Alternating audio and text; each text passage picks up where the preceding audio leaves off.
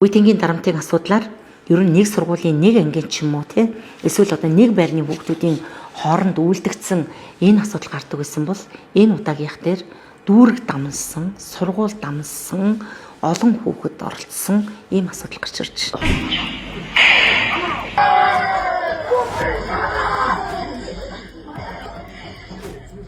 Хэрэг гарсан одоо энэ нөгөө сургуулиудын харьяа дүүргийн хүүхэд гэр бүлийн хөгжил хамгааллын хэлцрүүгээ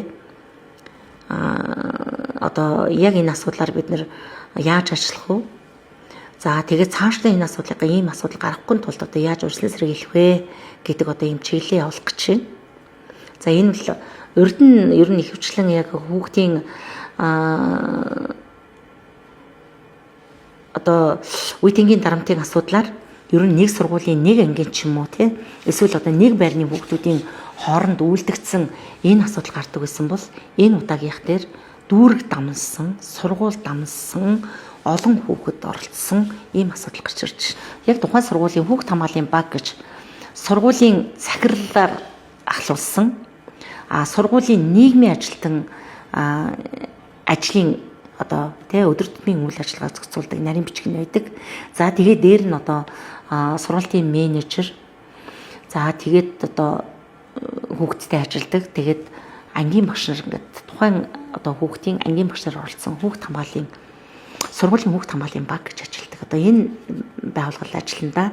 Яг цагдаагийн байгууллага батлал манахал гэж батлагдсан шүү дээ. Цагдаагийн байгууллага батлал хүний ярьсан яриагаа бид нар бол батлагдсан гэж хэлэхгүй шүү дээ. Би чаа энд рүү алнаа. За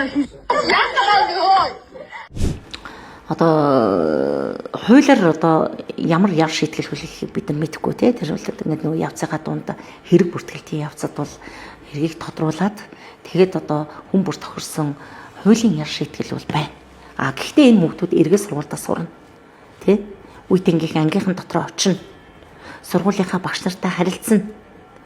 Тэгэхээр одоо тэр гэр бүлдээ очино. За энэ тохиолдолд одоо тэр орчныг хүүхдэд ээлдээ ахаад ийм байдал үүсэхгүй байхаар яах вэ гэдэг дээр сургуулийн хүүхд хамгааллын баг маань ажиллах хэрэгтэй юм аа. Тэгээд энэ дээр бид нар бас одоо чиглэл арга зүй өгч байна. Хамгийн түрүүнд одоо хүүхд хамгааллын тухай хуулиар хүүхдүүдийн хооронд нь одоо уучлал гуйлгуулах асуудал. Тэр энэ бол хуулийн юмнаас өөр шүү. Тэгээ хуулийн хариуцлагуудынхаас өөр. Тий уучлал гуйлгах, эцэг эхийг дуудаж уулзаж уулзах. За цаашдаа юм бол эцэг эхийг хүүхдтэй хамт сургалтанд суулгах. За тэгээд одоо яг сургуулийн хэмжээнд одоо ахиж ийм байдал гарахгүй тулд яах ёстой вэ гэж хүүхдүүдийнхээ дунд хилцүүлэг зохион байгуулах ч гэдэг юм уу. Яг одоо хуулиар хүлээсэн үүрэг нь энэ л дээ. Тэгээд энэ сургуулиуд бол хийн. За энэ дээр яг энэ үйл ажиллагаа явж гин үгүй юу гэдэг дээр манай газар хэлтсүүд хяналт тавьж ажиллах үүрэгтэй. Тэгээд дээр нь бас нэг юм хэлье. Ээж аавд минь хариуцлагатай байгаа ч хүүхдтэйгээ ярьдаг байгаа ч тий. Олон нийт миний одоо тэр энэ сошиал дээр тавьсан мэдээллийн дор юм бичгтээ, комент бичгтээ бас жоохон хумсартай байгаа чи. Бид нар одоо тэр зодуулсан хүүхдийг хөөрхийлвэл зодсон хүүхдийг энэ бараг л одоо чи энд байх эсгүй гэл ингээл бүр үзэн ядсан амар юм биш.